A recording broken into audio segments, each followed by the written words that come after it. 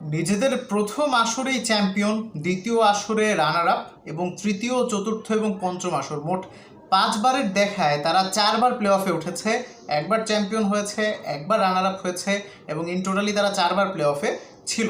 বলেন তো কোন দলের কথা বলছি এবং কোন টুর্নামেন্টের কথা বলছি? হ্যাঁ, আমি আইপিএলের নতুন একটি দল গুজরাট টাইটান্সের কথা বলছি। 2022 থেকে শুরু হয়ে 2026 এই যে টানা 5টা বছরে হার্দিক পান্ডিয়ার নেতৃত্বে প্রথম বছরই তারা চ্যাম্পিয়ন হয়েছে, হার্দিক পান্ডিয়ার নেতৃত্বে দ্বিতীয় বছর তারা রানার আপ হয়েছে, তৃতীয়, চতুর্থ এবং পঞ্চম বছর তাদের ক্যাপ্টেন পরিবর্তন হয়েছে শুভমান গিল। তার নেতৃত্বে প্রথম বছর অবশ্য তারা লিগ স্টেজ থেকে বাদ পড়েছে, বাট পরবর্তী 2টা বছর তারা আবার প্লে অফে গিয়েছে, এবারও তারা টপ 4-এ আছে। সো এই দলটার মধ্যে আসলে একটা স্পেশাল ব্যাপার আপনারা লক্ষ্য করেছেন কিনা জানি না।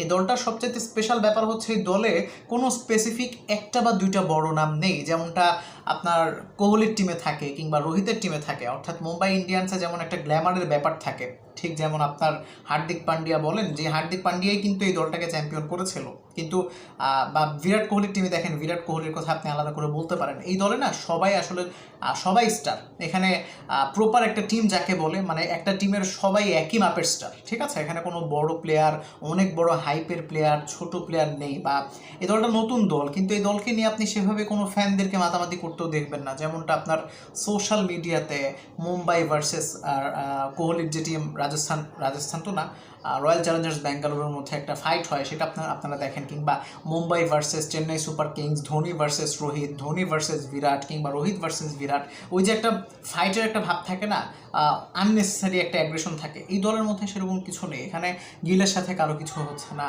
কিংবা দলের অন্যান্য প্লেয়ারদের সাথে কারোরই কিছু হচ্ছে না। টিমটাও প্রপার একটা ব্যালেন্সড, কোনো হাইপ নেই, এক্সট্রা মাতামাতি নেই, নীরবে নিভৃতে তারা হচ্ছে সুন্দরভাবে বিগত 5টা আসরের মধ্যে 4টা বার প্লে অফ খেলে ফেললো, ঠিক আছে? একটাবার চ্যাম্পিয়নও হয়ে গেল, একবার রানার আপ হলো। এবারও তারা স্ট্রং একটা ফাইট দেওয়ার মতো অবস্থা বা অ্যাবিলিটি রেখেই তারা 1 থেকে 4 মানে প্লে অফ নিশ্চিত করেছে। সো এই দলটা আসলে আমার কাছে বেশ চমৎকার লাগে। আপনাদের কাছে ঠিক কেমন লাগে অবশ্যই কমেন্ট করবেন।